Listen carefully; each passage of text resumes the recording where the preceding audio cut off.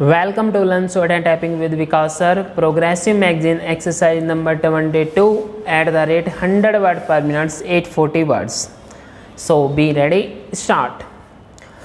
This legislative reality has in fact led to a deep fissure in the landscape of banking regulatory terrain, a system of dual regulation by the Finance Ministry in addition to RBI. I will now take a few minutes to explain why this fissure or the fault line is bound to lead to tremors such as the most recent fraud. Temptation to engage in fraud at the level of employee or employees is always present in banks, be it in public sector or private sector.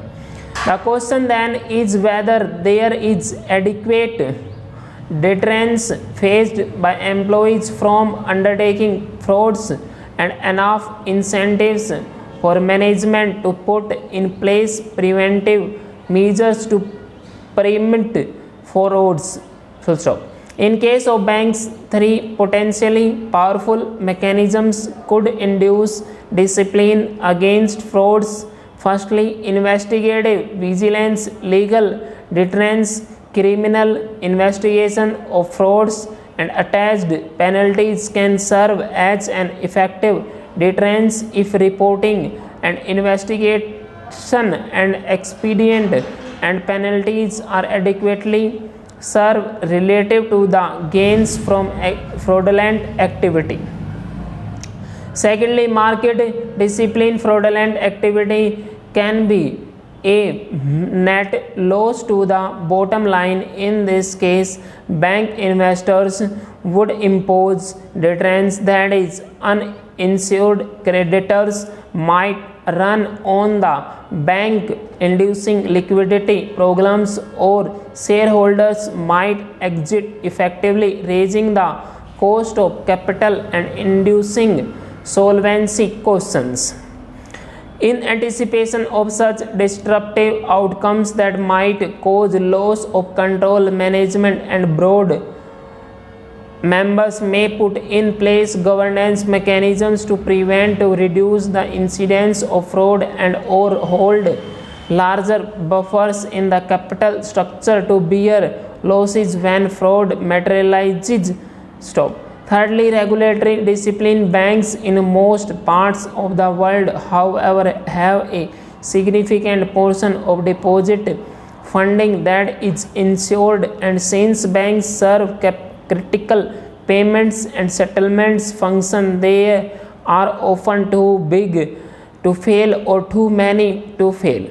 Hence, a part of the market discipline is weakened as a trade-off with financial stability and is substituted by delegation of supervisory and regulatory powers to a banking regulator. Detention and punishment by the regulator then need to be effective to discipline fraud. How do these mechanisms work in case of private and public sector banks in India? Investigative and formal enforcement process takes in our country, perhaps for the right reasons, a fair bit of time.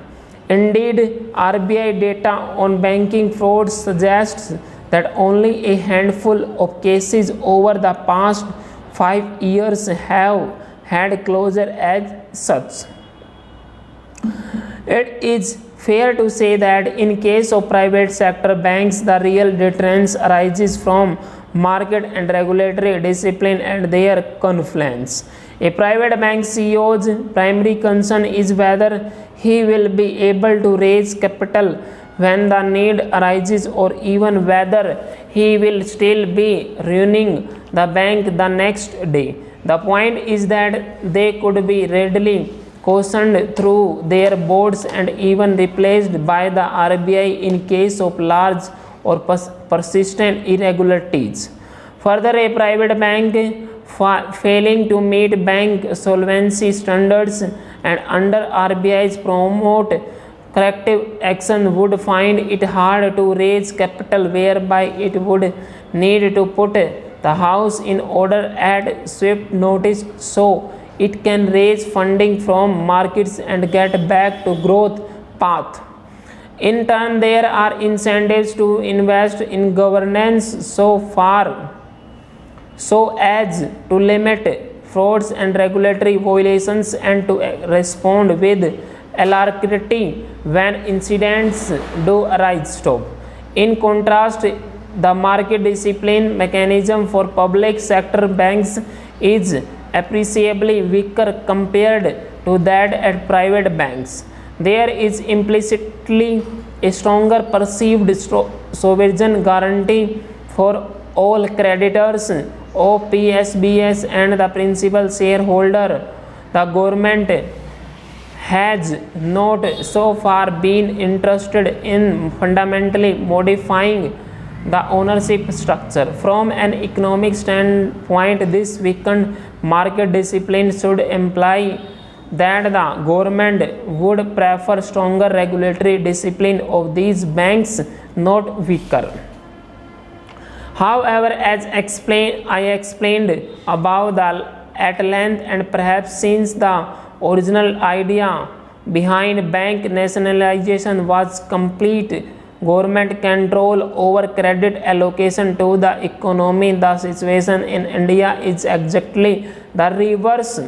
RBI's regulatory powers over PSBs are weaker than those over the private sector banks. The BR Act exemptions for PSBs mean that the one agency, the regulatory, that can respond relatively quickly against banking frauds or irregularities cannot take effective action.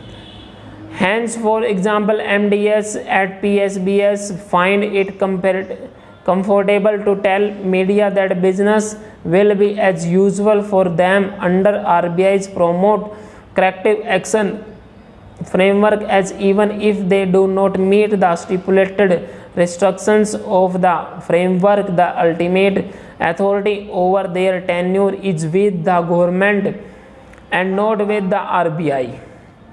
It is not entirely surprising that there has been a recurring theme in report after report on financial sector reforms in the country that has suggested strengthening of PSB governance through improvement in top management and board member appointments or ownership neutrality in banking regulatory powers or improving market discipline by considering a variety of diverse ownership structures. Will we let another opportunity to catalyze fundamental reform if PSBs pass by? Question mark, full stop. Student ये आपके 845 word से, इसको आप type कीजिए। Urjit Patel RBI governor की dictation है ये आपकी। ये आपका जो आपका चंडीगढ़ हाई कोर्ट का जो एग्ज़ाम है उसके लिए भी काफ़ी इम्पोर्टेंट है। वो जो पटना हाई कोर्ट है या कोई भी अदर हाई कोर्ट है जिसमें भी आपने एग्ज़ाम होगा, आपका स्किल टेस्ट होगा, उसके सभी के लिए आपके लिए बेनिफिशियरी है। इसको आप टाइप करें, टाइप करने के बाद इसको मैच करें।